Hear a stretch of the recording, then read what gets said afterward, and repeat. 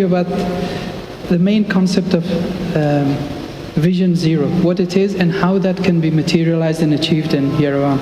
Hopefully, we are here to support you from a technical point of view and advise on how we can achieve this Vision Zero with an aim to reducing fatalities and serious injuries on the roads in Yerevan.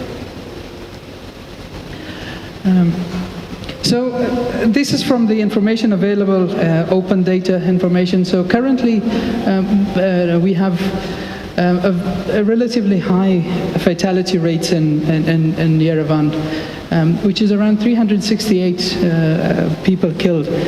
That equates to around 13 per 100,000. If you compare that to, for example, countries like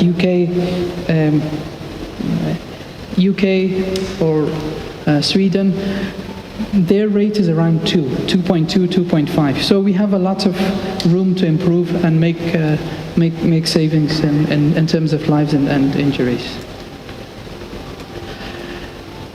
The road safety strategy is a shared responsibility. The Vision Zero is a shared responsibility.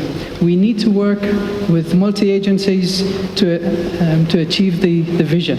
This is a vision that cannot be achieved with single point, a single authority. So we need to work with government, health authorities, the police, transportation, road design agencies, insurance, vehicle manufacturers. All elements have to work together to achieve the aim of the strategy. So it has to be a very comprehensive action plan with responsibilities for each of those agencies how to achieve this vision. Where is this coming from? Vision Zero was first introduced in Sweden. So this was in 1997, they introduced the Vision Zero. The aim was to eliminate, or at least aim for elimination of all road fatalities and serious injuries. So that is the aim, that nobody should be killed on our roads.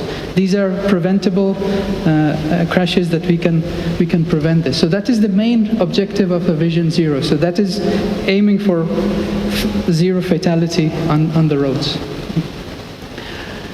As I mentioned, it was established in Sweden, and they had an act of parliament and so on. So they have implemented that for more than 25, 30 years. Their ultimate goal is that nobody should be killed on the roads. They had interim targets. They're working towards those and adjusting things to achieve those targets. One of the key points here is that this is a very long-term goal. That there is a vision. As you can see, Sweden started in 1997. They haven't still achieved that. They're still working. So it is a very long-term process. But in the interim, we have intermediate objectives and points that we can achieve. So this is that road casualty should not result in fatalities or serious injuries, and this is also we need to make that the human body has got limitations, so we cannot consider all the source. And so the whole of this, these 2 points come under safe system. So safe system is a tool that will help us to achieve Vision Zero. I'll explain what safe system is. Road safety has been around for a very long time. Since day one, when the roads were built or the cars were built, there has been road safety engineers and road safety. Their approach were different slightly. They were looking at individual crashes and looking at corridors and so on. But the Vision Zero has got a different approach. It's looking at all of the transport system. So that includes drivers, road users, enforcement, education, the whole system. The whole system we need to look at that. So there are about 20 cities have adopted this Vision Zero strategy.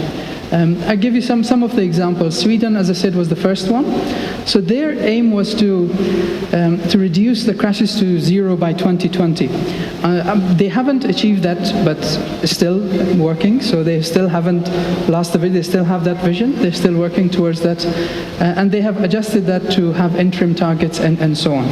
But they've been very successful. They've reduced their serious injuries by 25% and so on. They're achieving some targets. Maybe they haven't reached zero, but they're achieving a lot of the points that they have set to achieve.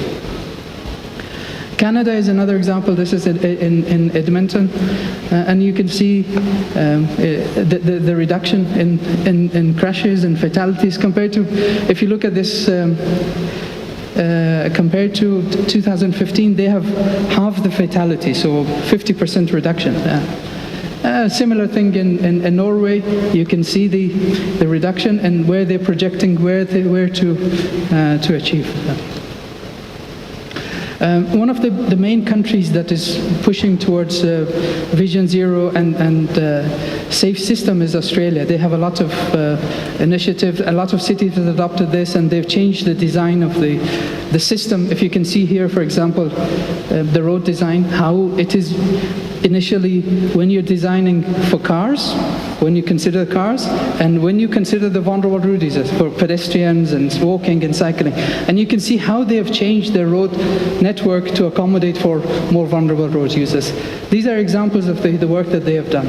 And they have also had their targets. You can see they have a 50% reduction by 2030 and serious injuries by 2030. So these are the interim targets that they're trying to achieve.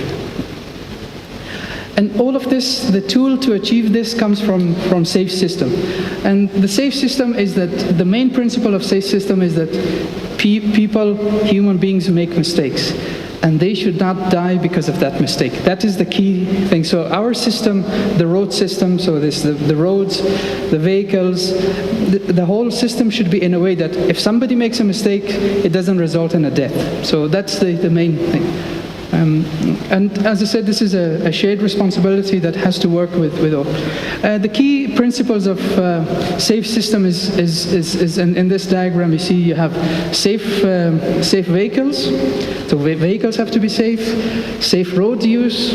This is the road users. Safe speeds, safe roads and roadsides. That comes with the engineering. And so that's the kind of, and post-crash care. That is emergency response. So if a crash happens, how quickly ambulance can get to a crash site and help the injured person. So the whole system needs to work together. So that's a safe system that will feed into Vision Zero. Again, these are the key principles on how this can be achieved. Yeah.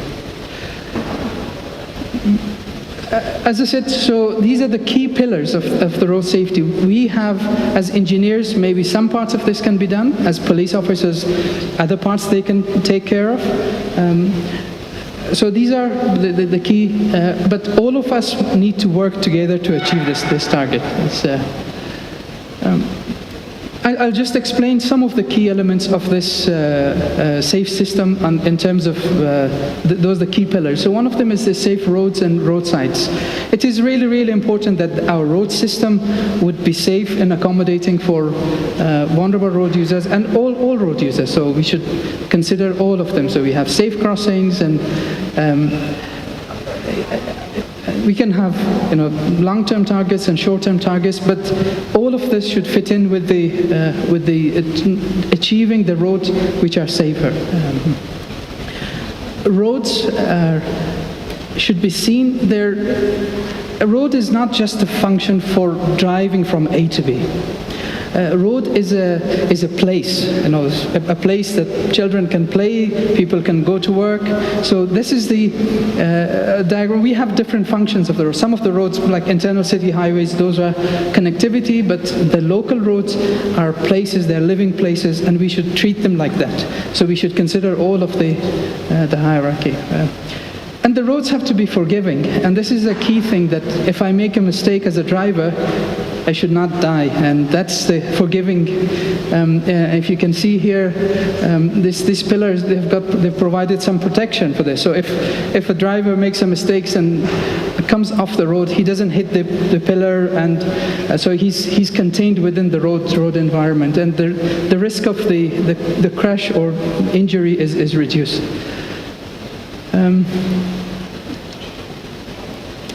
Another key thing is safe speed. there is a direct correlation between speed and severity of crashes. So if we have an accident on a higher speed, obviously the outcome would be more severe than a lower speed. The critical point is around 50. You can see if you look at for pedestrian it's about 30. And for overall, it's about 50. So 50 speed kilometer an hour is where, if you have an accident, you will change, the probability of death increases significantly. And for pedestrian, it's 30. So this has to be considered in our designs that within where we have significant number of pedestrians,